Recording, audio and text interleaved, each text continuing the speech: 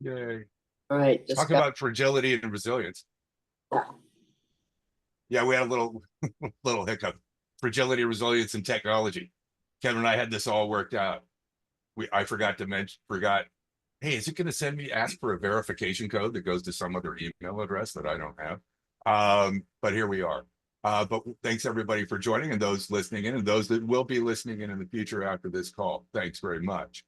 I think we've all seen, we had a discussion previously about some of the issues that are kind of the technology approaches and the kind of uh, the shock of seeing what we see in the last couple of weeks, and frankly, the last couple of years.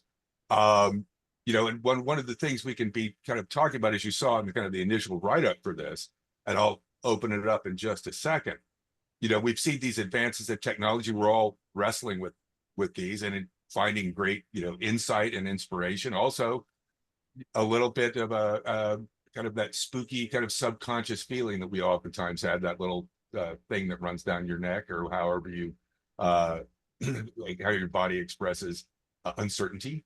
And I think a recent example was, Kyle was on a call. We were talking about kind of the rapid evolution of AI, and he was noting how at some point he was starting to feel that he was really exploring it, but also not really able to grasp where will go. And it was somewhat leaving him with a sense of unease. But I think what we've seen in the last week or so talks about, gives us great pause to look at some of the great infrastructures we've built in terms of technology. In some places, not so much.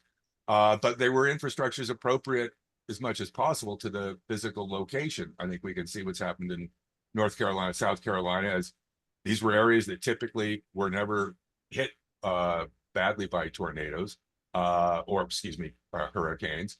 And we've seen that shift. One of the things I think I kind of wanted to open up is, we've got all these great technology, smartphones, etc. As one songwriter once put it, astrophysics in our fingertips. And I wanted to start off with kind of discussing the human element of technology adoption, and at what point, we've heard a lot about in the past about young people being over reliant on smartphones. But how does the group feel about this issue about the adoption of technology and rapid adoption, both at an individual level and in our work and as societies? Has that put us in a position of perhaps not being able to kind of drive resilience or build it within ourselves when we're confronted at a point where the technology is not working, or it's not going to help in a certain situation? And I was hoping, if we wanted to kind of start at that point, or any other observations people have, let's go for it. I'll start picking on people. Tim, and I will make sure I've got everything up so I can see if anybody raises their hand. Tim, as in your position, you've seen, lots of technologies come and go. Do you get that sense, or is there a kind of an imbalance right now between our kind of use of or an adoption of technology and how we interact with the physical world when it's presenting the challenges that we see right now? Well, I think the bigger theme is technology is important if it's something you need, whether it's to do your job or to manage your house, finances, or whatever. And that's where I don't necessarily see resistance, because if technology is something that works for you, and it does it better, I think the mentality of the individual swings towards a openness to use it. On the other hand, I think there's another issue, especially in the workforce. If technology threatens your job, then I think you would see greater resistance. I've looked at this thing for years, and part of the problem, and some of it's a little bit generational, but for example, we have neighbors who are in their 80s. We're very close to, and they are in a generation that they are really not wanting to try new stuff because it confuses them. Where you have another younger generation who grew up with this, and they're going to jump on the technology because they have a framework to work with. And I think part of the issue of resistance has more to do with the individual's um, understanding and experience with the role of technology. Well, I agree, and I think with that observation, I think neighbors are a good example. I think we all probably have neighbors in our sphere or in our around our domiciles, our residences, that express that kind of feel as your neighbors do.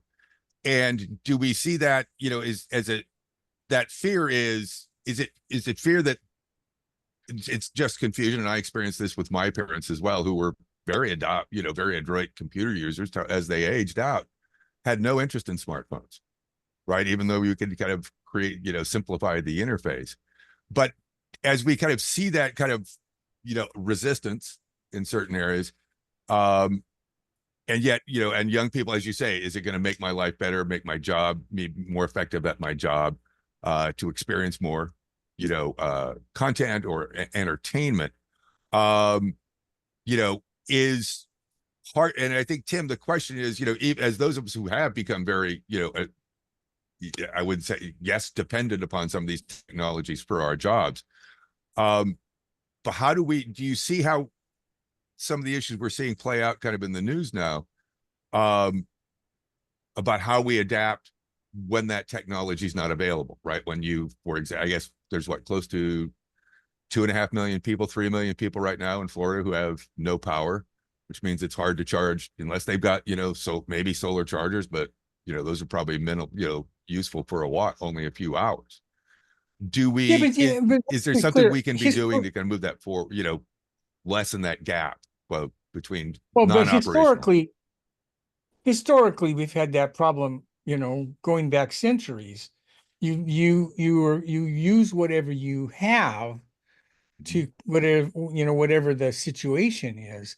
Technology though gives us an edge. Um, and by the way, even in the uh, areas like where cellular calls are down, Apple introduced a satellite Mm-hmm. in in iOS 18 to allow for messaging. And I did a piece for Forbes this week on that exact issue. How people who were impacted by Helena, who had iOS 18, and I put in 3 or 4 study Mm-hmm. comments from people where they said, I said, I've never been so happy to have an iPhone because they were able to let their children and others know that they were safe. And I think it's an adaptability question. But going back to one of the other things that I mentioned earlier, to be honest with you, technology has become more confusing to use because there are more bells and whistles and things that are being built in. I remember going through this in the early stages of the desktop publishing era, where Microsoft started throwing all kind of things into Word to try to do something similar. And up to that point, most of us were just very happy because we had learned to use word processing in DOS. Right. And the more stuff they threw at us, the more complicated it became. And there became a giant learning curve. And I do think that part of the resistance is the willingness of people to go through the learning curve to take advantage of technology. Well, that's interesting. Yeah, I remember those days well, right? And then Aldus and Adobe, and then we got uh the evolution of printing, and everybody got a bazillion fonts on their computer, and they decided they had to use every single one of those fonts. But let's talk about confusion. Hold that for a second, Tim. Mark, your hand was up first out of everybody on call. Hi, What's up? good morning. This is great. Thank you for this. There, my perspective is we're moving into a very new era, Yeah. and some people will adapt, and some people will not adapt to that era. Yeah. And it's interesting if you think of that era as the water's coming up and covering things, and we're underwater, then adaptation is absolutely necessary. Here, people see it as a little bit optional for the moment, but it's not going to be Right. optional because we're so dependent. The whole infrastructure, everything that we have depends on the technology now, so we'd better do that. And there's another issue that I wanted to bring up, which is the issue of of bugs. And when I say bugs, we're built into this technology. I've just coined that acronym for all the bad things about phones: bullying, uncontrolled scrolling, um, Doom scrolling. Yeah. uncontrolled scrolling. The G is gambling, which is a terrible thing that's happening on the phones, and the S is the bad things about social media, like Yeah. comparisons and all those things. Well, those are bugs, and I think they're temporary bugs. And I think that humans, greedy humans, always will exploit those things, especially at first, before we figure it out and control it. But if we look at those as what the technology is, and therefore we reject it for our kids, for example, and a lot of parents do that. They see these things and they don't like them, and so they reject the whole technology. But it's much better to look at those things as bugs that we have to fix. And those Right. we're going to get rid of it, and eventually we might discover that gambling is terrible to have on phones for and not just for kids, but the but Exactly. but we will. So the underlying perspective that I try to take is that things are just so different that the guidance that we had from the past, our internal guidance, this is good, this is bad, this is all the things, were from just a different time. And therefore we can't trust our own, as adults, we can't even trust our own instincts of what we think is going to be right. We have to just keep experimenting, like Kyle says, and learn how to adapt.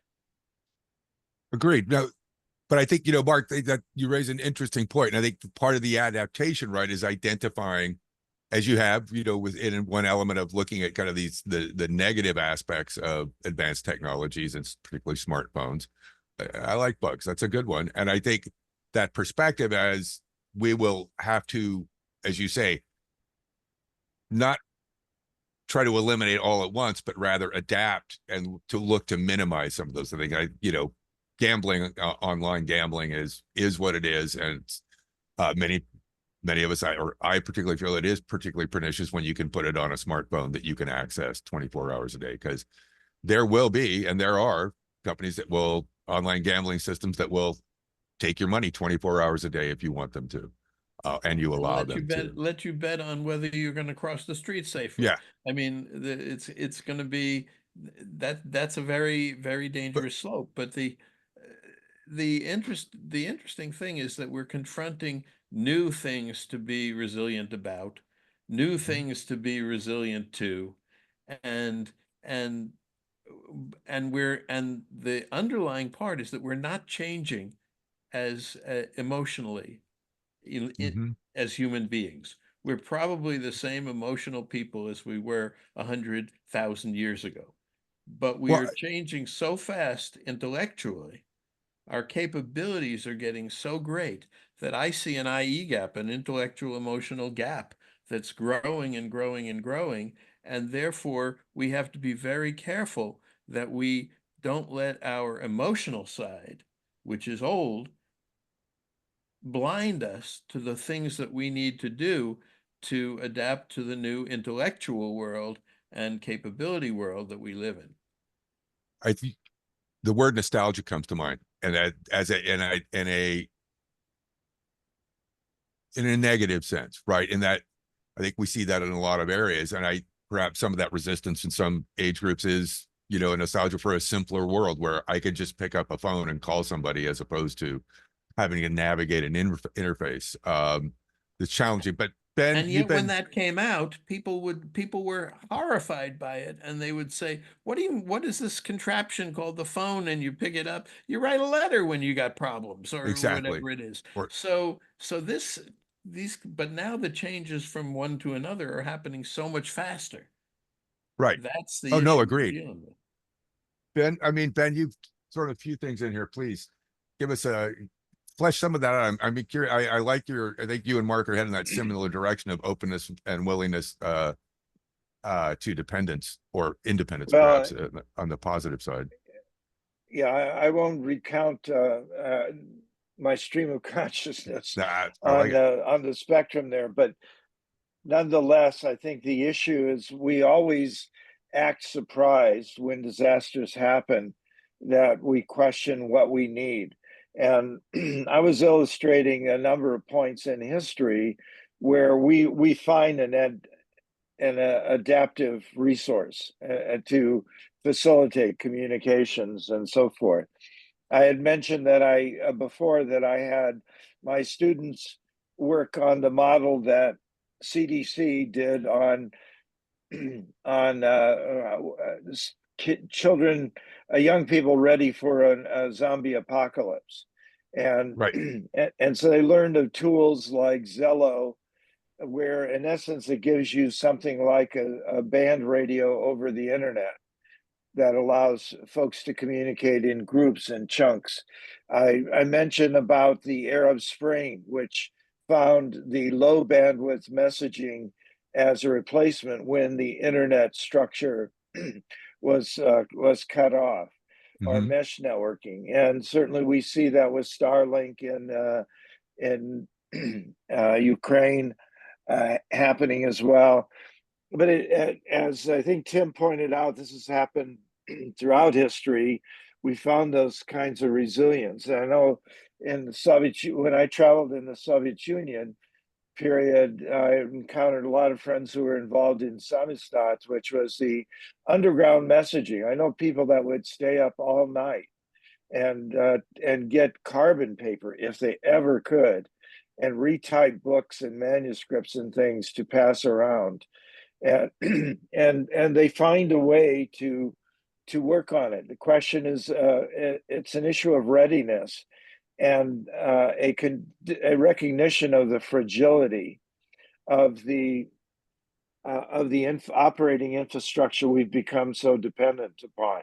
Imagine what would happen, and we're already seeing it, frankly, nation state interference with GPS Yep. shipping. I think some of the ship collisions in the Asian Mm. waters were manipulation, and we've seen others as well that are part of manipulating in practice for catastrophic um, uh, diminution of the GPS satellite structures.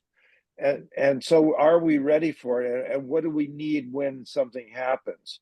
The Japanese have tons of motes and smart dust in boxes that if they go over an earthquake, instead of sending dogs in to try to sense human life, I can toss motes out that are a cascade that sense and can create a mesh network to communicate. I don't need high power to communicate. I can low power as long as it's mesh network in a chain. So in every one of these situations where we need, we should have a readiness to regress, if you will, but regress to what we need as communications. I think Tim's point about the about Apple and also about messaging. Messaging is low bandwidth, is low Right. bursty communication. Machines are much more efficient than humans, and and we can have workarounds that come into play instantaneously and automatically when certain crises happen. You talked about moats. Are those still kind of in development, or is that, an actual set of technologies that's deployed, or is this still kind of, Well, in the testing phase? it's been testing for a decade Mm-hmm. in different forms, and sir, just micro devices of Sure. many different forms that carry intelligence, and so it's certainly not a fruition, but from the IoT side of the house, in that vein, you see that sandbox active. No, interesting. I mean, that is an area of IoT that I wasn't tracking as very closely, but that's fascinating to me because that's exactly as you say. I think, we have all of our physical world, offices of emergency services, et cetera, and the teams at various, that are power companies that are trained to roll out and, start to repair or fix as things go bad.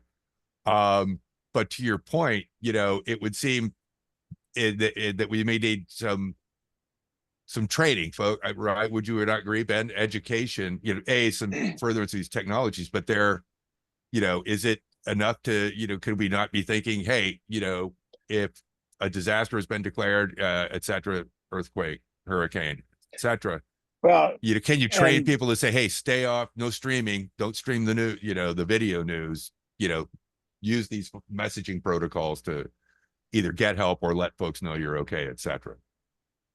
Is that a training they thing or need, enforced I, somehow?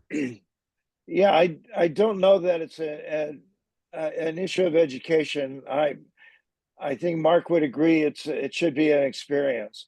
It's like we were talking about Boy Scout camping and Yeah. other forms that people are lose that because they're only caught in the modern day, in the modern age, with the dependency on the resources. And there's no experience other than the power goes out for a little while in in their homes. And so the thing that's lost has been that experiential activity associated with experiencing the loss of a service that they've become dependent for. Last thing I want to say is this issue of it, it's insane to me that we even think gambling should be online. And again, you Right. should start with some societal first principles of growth that say extraordinary exception rather than default standard. And we shouldn't be whack-a-mole. It's Mm-hmm. uh, which is the way we're approaching it right now, where we wait, everything's available until it's not available. We used to contrast, and I studied Russian and traveled in the Soviet Union, and we used to compare the different systems by in Russia, everything's perceived valuable until it's proven not. That's why Right. when they would come here, they would try to Xerox everything in the world, and why we would not when we go there. In our society, nothing's valuable until it's proven valuable. And so the contrast in our societies is that on the value systems was very different, scientific on the scientific values side of the house. And so I just think that we're not starting by thinking about the future. It's the horizon. That's why I'm saying raising the horizon forward and backwards. We do very poor job of horizon backwards. We only look at our experience or the near term. I want at least a 50-year horizon back, and I want at least a 50-year horizon forward on on interpretation of what a day in the life can or should be in fair and foul weather. And I'll add to that, the idea is that you what we don't see and what we have a hard time seeing is literally what could happen that we don't expect. So we could simulate being blind, right? We do it all the time. You put on a blindfold, you try to do tasks, but we don't usually think of ourselves as needing to do that because we don't say, oh, then we're not going to go blind, or we're not going to lose this ability, or we're not going to lose that ability. And it takes often the science fiction, often it takes people who think that way, maybe Cindy does, of saying, wait, this could happen. My wife's favorite saying, she's Japanese, went through earthquakes and all sorts of stuff. Right. She says anything could happen. Anything could happen. And she's absolutely right. And Asheville, North Carolina could be flooded. Who would have thought? And but obviously you can't do everything. Right. You obviously can't prepare for everything, but you could say, look, what do we rely on? What do we rely on, and what do we have to make sure that we can deal with? Sight, for example, is a huge thing that humans rely on. Right. Touch, contact, all those kinds of things. And I don't know how much analysis has been done about saying, in terms of thinking of resilience, thinking of, well, what if we lost you know, something that we just totally take for granted. And that's what we're talking about here. We're talking about Oh, you have to be resilient for things that you totally take for granted that you never thought you would lose. yeah. And Ben, I think Mick and Keith say thanks for that reference there in the chat. Suzanne, you have a very interesting, and I hope are things getting better for your son? Talk Yeah, to me a little bit about that. it was a real hard night. They partially underwater.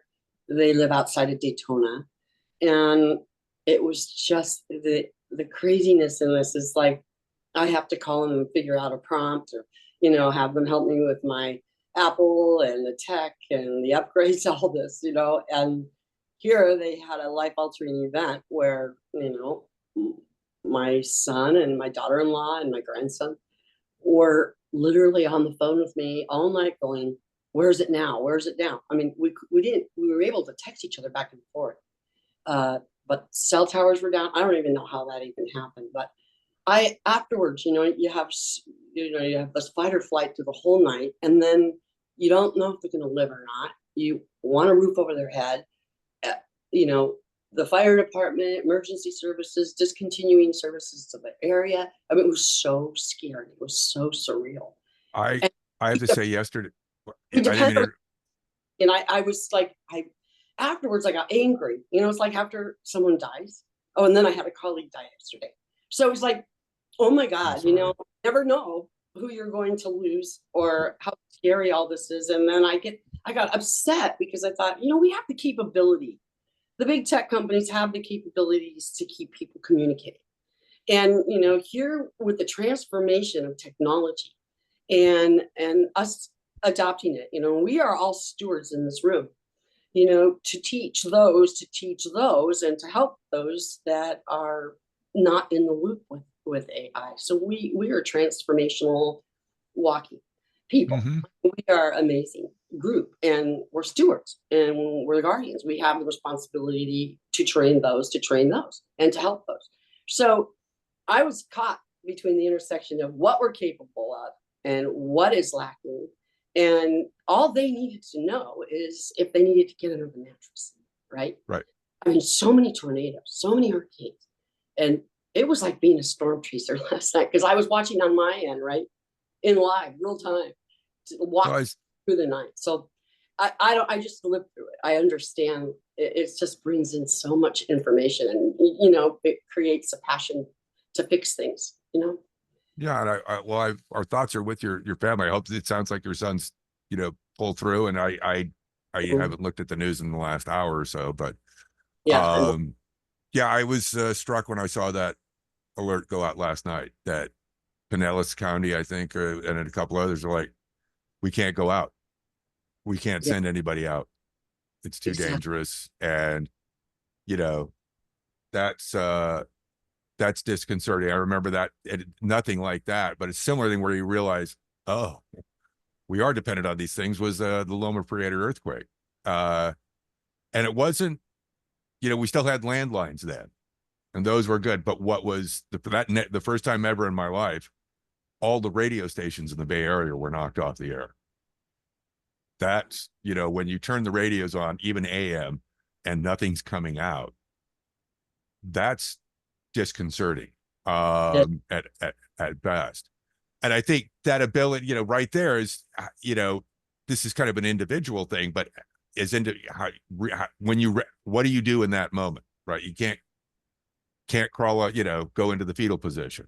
And I think that's an important thing. Mark mentioned earlier in the thread. That is one of the human beings' great abilities is adaptability to change. Not only, and that, our good friend Darwin talked about one set of complex types of evolution in that, but the human adaptability is, pretty amazing. But, I think we're now at this, as Mark and I think Ben also said earlier, it's like some of these things are 10 years ago would have been impossible to foresee, to predict this level of destruction. Or as Kevin mentioned in the call previously, tornado alleys have now shifted, right? It used to be in a lot in Oklahoma now, and it's in other states further south. And I honestly, I didn't know Florida got tornadoes. I'm sure I know any place can, but yesterday was the first time I'd heard of it in Florida.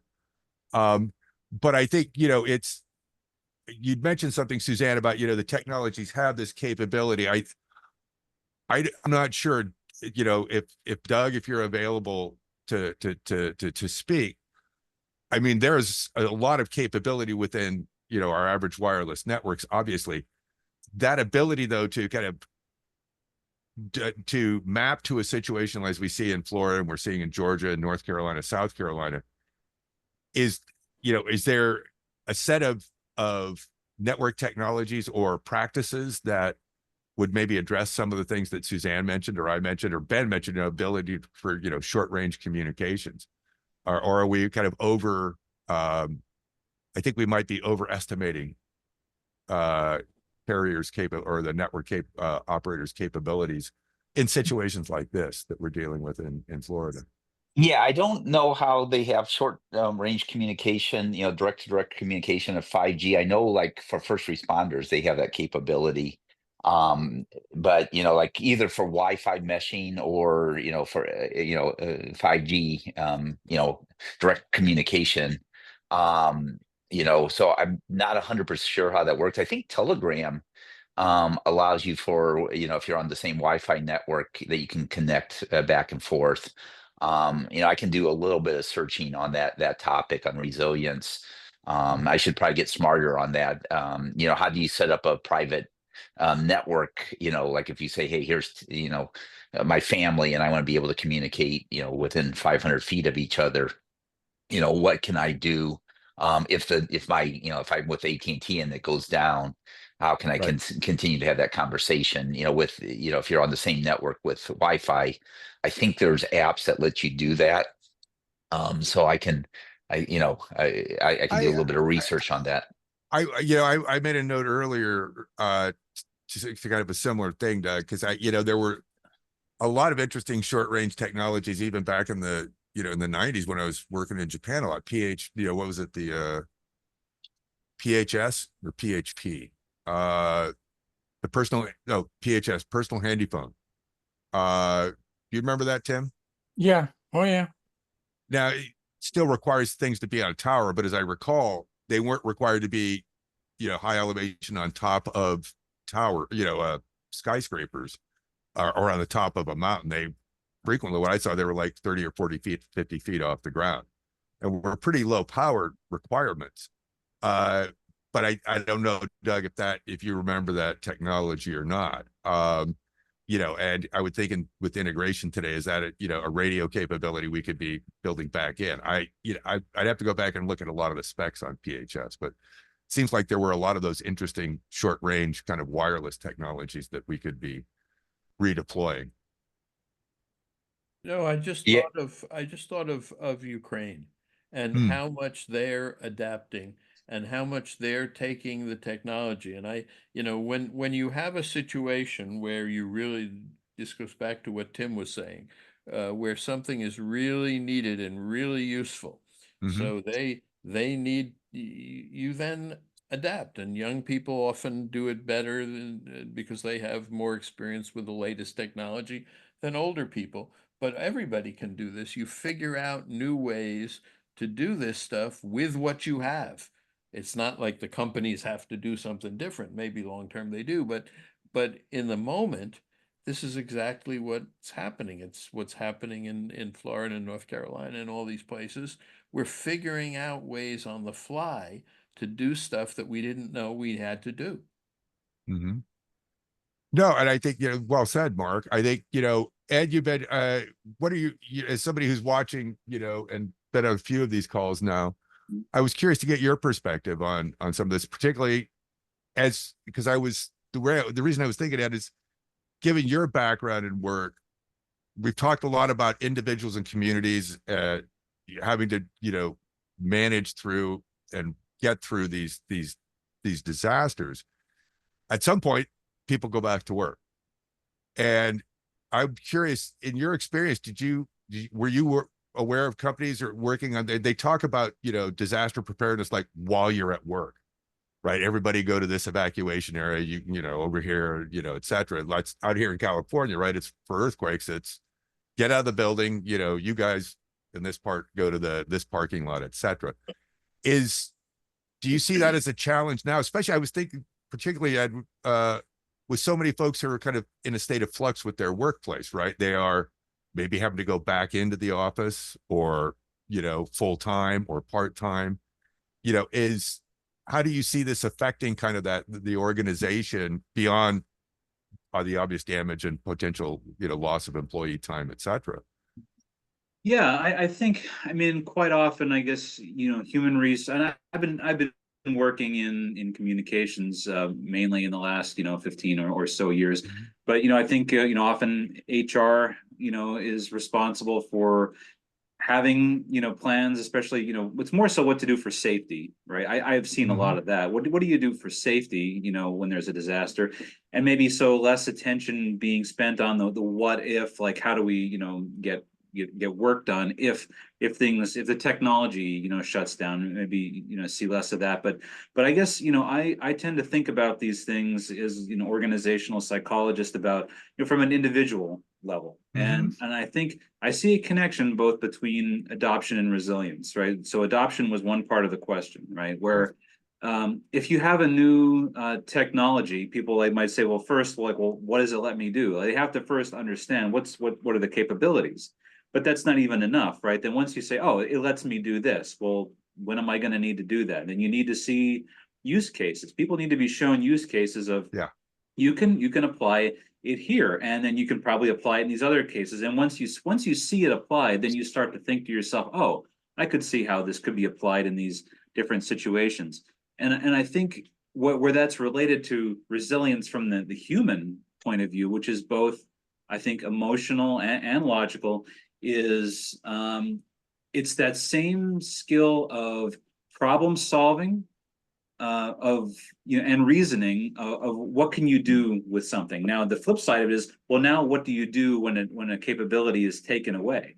So you know, and you know, if I think up until recently, a lot of the technology has, you know, been sort of like time saving and sort of, you know, right. you know, people doing things that, you know, you're not wasting time and doing mindless work. But I think the danger is if you're letting, like, AI, for example, do the reasoning for you, we're going to need as a society, I think, to make sure that people don't lose that ability. You know, we should challenge ourselves and be part of education where, you know, we do reasoning and problem solving for, like, well, what if you can't do this anymore? And then what do you do instead? And so I think that's, again, where, you know, education and examples, and, you know, sort of, you know, testing people to make sure that we don't lose that ability to reason, inductive reasoning, deductive reasoning, problem solving. The interesting thing there, Ed, is it's hard to know what to keep and what to lose. We don't all keep horses in our garage just in case as backups. We don't need to, if there's universal translation, do we need multiple languages? If we have the abilities to do the mathematical calculations, do we need the times tables in our heads? And how much backup do you actually need in your head, because there's a limited space in there? Yeah. Yeah. Well, no, and go ahead. It's really a quick aside, and I've been rereading a couple of books lately. One is The Grapes of Wrath, and very much a theme there is the technology of now tractors, you know, people can't individually farm anymore, and, you know, the technology of the tractor is destroying the fabric, you know, of our nation. Right. And that's the story there is just as true now as it was then. It's just different technology, and it's the same kind of themes, and you see it in other, you know, works of literature from the past. You know, Sirens of Titan, and another book about, you know, hey, maybe we shouldn't be taking away people's purpose, right, you know, with technology, and it's just the philosophy of that, as, you know, what does it mean for us as humans? So it's just a lot. No, I see a lot of these things repeat. And I think that's, you know, and the risk there is, I think, as you bring up it, that notion of agency referring to the Sirens of Titans, I think is huge, right? And I think that's something that actually, as we build up our ability to understand, there can be agency for the individual worker, right? Or individual in the face of these, blinding, awesome technologies that may in fact start doing a lot of things we took to be mean as work. And that notion of agency, I'm sure that this is, I can't recall every one of my 2 college psychology classes, but agency, a sense of agency, does that not also, always should always probably have a fairly positive effect on one's ability to be resilient? Yes. If I understand and know what I'm doing and I feel that it is valued by myself and others, I have agency. That would I would think, reasoning that out, makes me more resilient. And I think that's something, motivation, right? Right. Anything that's a motivation for you makes you more likely to take some kind of action, whatever that action is. And I think that's an important element of some of the work Mark's done in his recent writings, talking about, achievements as in gold stars, on for showing up, is achievements are important, right? And I think that's one of your key thesis points, right? Is that about knowing that I can do something, I learn how to do it, I have that ability, I would make those, those sorts of things become important builders of confidence and skills. And I distinguish, since you brought that up, between achievement and accomplishment. Excuse me. Achievement is great. It's the gold stars. You've got ribbons. You've climbed Everest. Accomplishment is you've actually made a difference or helped somebody. And those are very, very different kinds of things. They give different kinds of confidence as well. But when you said this was very interesting to me when you said destroying the fabric of our civilization, right, as that quote. Well, that's the fabric keeps changing, and the fabric is now changing dramatically. And that's what's happened. That's the period we're going through. The fabric of our civilization is really going through a very deep period of change. And so the people who love the fabric that they used to dress in, that their civilization was dressed in, are very upset about that. But my whole goal is to try to convince people that there's a new fabric coming. First of all, there's not probably very much you can do about it, except control it perhaps on the margins. And if you want to survive and thrive, and especially if you want your children to survive and thrive, they'd better learn to live in that new fabric, in that new civilization. And that's really my goal. But would you agree that part of that, as we learn, is the newer and emerging technologies are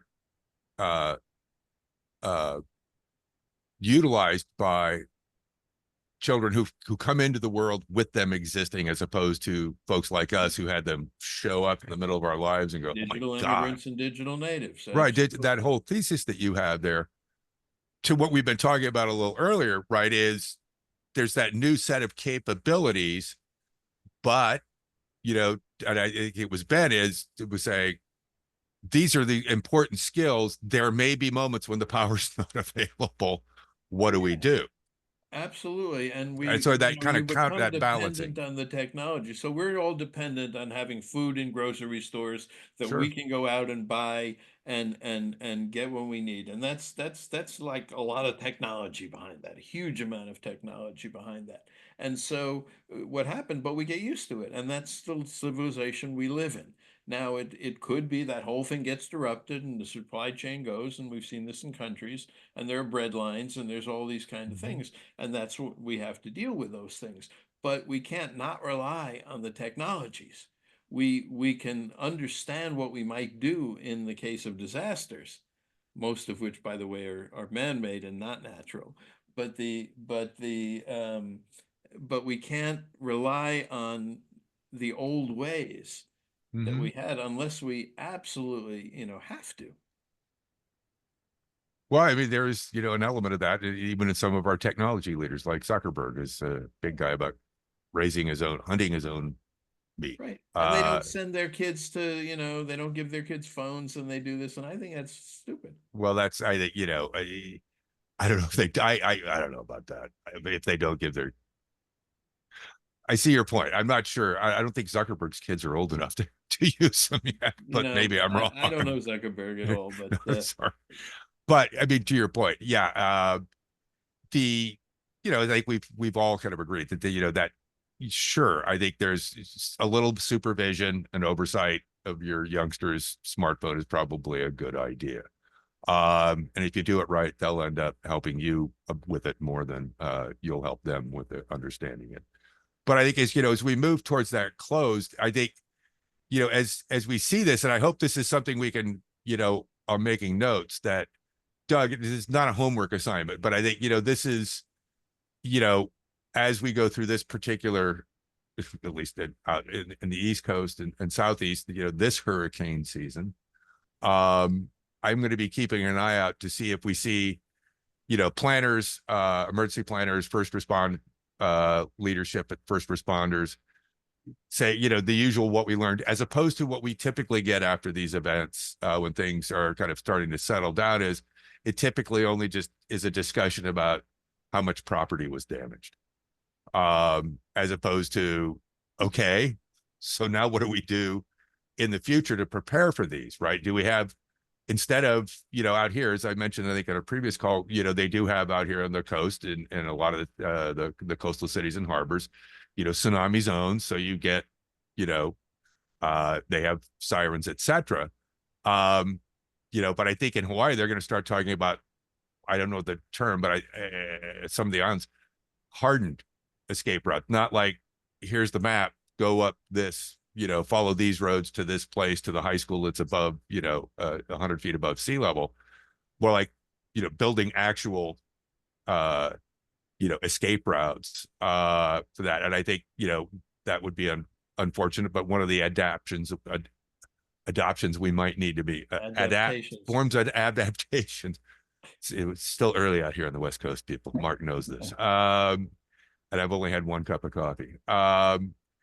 But those become things, the discussions that we might have in a planning phase. But I think one of the things I've been taking out of this call is it was great, but I think as one of the things we can do besides take these learnings and help others is we need to start demanding a little bit more from political leadership at the local and state level. And many of us have really good Office of Emergency Services. Santa Clara's is very good. Where I live in San Mateo County, very good. But I think there are other things that we need to be looking at in terms of what we want our political leaderships to do, and things that we see here in the Bay Area. But okay, maybe developing on the wetlands, which serves as barriers for and kind of shock absorbers for storms and significant tidal shifts. Maybe we should not do that anymore. I'd like to close with, or maybe it's closing time, but I'd like to go back to something that Tim said at the beginning, which struck me. I thought that was great. That there's a lot of things that we actually have that we're not aware of. And so there were these capabilities in iOS 18, and so one of the lessons that we should take away from all these disasters is, what did we have? What did the people who did it right, who came up with innovative ways of dealing with adaptive ways of dealing with this, what do we have that we're overlooking? Part of it is our own resilience that's internal and our own adaptation. But Tim, you encouraged me to think more about that. That's good. Well, Yeah. no, I mean, Tim specializes in that. Doug. Yeah, I guess a couple comments. One is, this all goes down to resilience and having a plan. Each of us should have a personal plan. Like, okay, when a disaster happens, like in California, Sure. they talk about a 7-day earthquake, pack, that you can have a tent and you have water and food for 7 days if you need it, right? And they talk about even a 14-day plan, right? That if bad things happen, can you survive without getting government assistance, right, at your current location, right, if you have that. Sure. So I think at the individual level, I was checking out, while there is direct communications, the iPhones don't support that I'm looking at. So maybe the Android, some of the Androids do. But they do have, like, iPhones have SMS, so you can do text messaging via satellite. So maybe learning how to use communication, both to connect with family members if you need to, if the network goes down, as well as how to communicate with resource, like emergency services as well. So again, it's all about personally having plans, for family members, like, okay, make sure if something bad happens, we all call Uncle Ralph, right? So, Mhm. okay, we check in with, how do we check in, right? Right. Well, that's Those the. kind. Go ahead, Doug. I'm sorry. I didn't mean to. Yeah, so those kind of things. So um the other thing is power. So you have water, food, shelter, if it's even a tent, and then Huh. there's power. Like, I'm thinking of getting a 1 kilowatt backup battery system that does AC. Mhm. Do you get a solar panel for that, you get, so at least you can charge your cell phones, and you can run your refrigerator during that time. Do you get a generator, right? Those kind of things. What personal resilience do you have? Now, of course, if your house gets, and if you're in a place where you get flooded or Yeah. tornadoes or whatever, that's a problem. But it's all about, what can you do for yourself and your family, personally. And then, okay, so that's the personal level. And then at the government level, they need to come in and fix the problem. And the fundamental question what resources do they need to make sure when bad things happen. It's my understanding, the Army, waited a little bit. They didn't engage the Army as soon as they could have in some of these areas. Could have that helped better? Oh, the National So Guard. Yeah, they yeah, were a little. yeah. No, actually, no. Excuse me. You're right. It was active duty, not National Guard. I mean, Right. yeah. Yeah. So, I'm sure, just like Katrina, there was a lot of lessons learned, because it was a major hurricane where, it flooded, people, Yeah. I think, what were the lessons learned of Katrina, and now what are the lessons learned for what's going on right now? And it'll be interesting to see, Florida is getting hit pretty bad with the current hurricane, right? And, Oh, yeah. they have a lot of, because they're very used to these hurricanes, right? And so how does that compare to what happened in North Carolina? I mean, the best way to prepare for a disaster is to go through a disaster beforehand, right? And so you Right. say, okay, what are my lessons learned I could have learned from all Well, this? I think So what was the this is going back in history. It was like, did we learn? Was it Galveston at the turn, like early right, 20th yeah, century? where 8,000 people died, Right. yeah. And I think there were obviously some structural, engineers learned quite a bit from that. But have we, that's really interesting. That sprang to mind because it was somebody at Gartner wrote a big book about that, and how that particular disaster affected how IT architects, go about their jobs in terms of planning for uncertain futures. And I think we're near the top of the hour. We had some folks who had to jump. I thank you all for joining in, and those who are going to listen later. Kevin, we'll look forward to seeing you next week and have your steady hands as opposed to my shaky hands running this call. And I'll sign off with Ben's little bon mot here at the end, which is, yes, I am ready for the zombie apocalypse. And Yeah. I still think we got to hang on to that. That's going to be that needs to be resurrected as a way to plan and get people organized around this. Well, so this is my final Go call to ahead. action is go to Chat GPT and just type in, I want to have an action plan for Yep, how to be resilient for the next for a 7-day plan, a 14-day plan. What do I need to be prepared for? And, exactly. maybe, or Perplexity, and maybe they already have those plans. So I'm sure FEMA has something like that. And Well, there's a you know what? checklist. Yeah, Last, go I'm ahead. going to carry this call. Doug, you're too young to remember this, maybe, but I am old, so I can't. I remember it was the blue pages. Kevin and I were talking about this. The first 20 pages of the old phone books were the Mhm. blue pages. And what was in there? It was 20 pages of first aid basics. Go turn off Oh, the gas really? if you have. Yeah, that was literally simple cartoons, illustrations of this is what your gas main looks like. Get a wrench, close it, right, and then get out. And then call the power company to light when the gas is back online.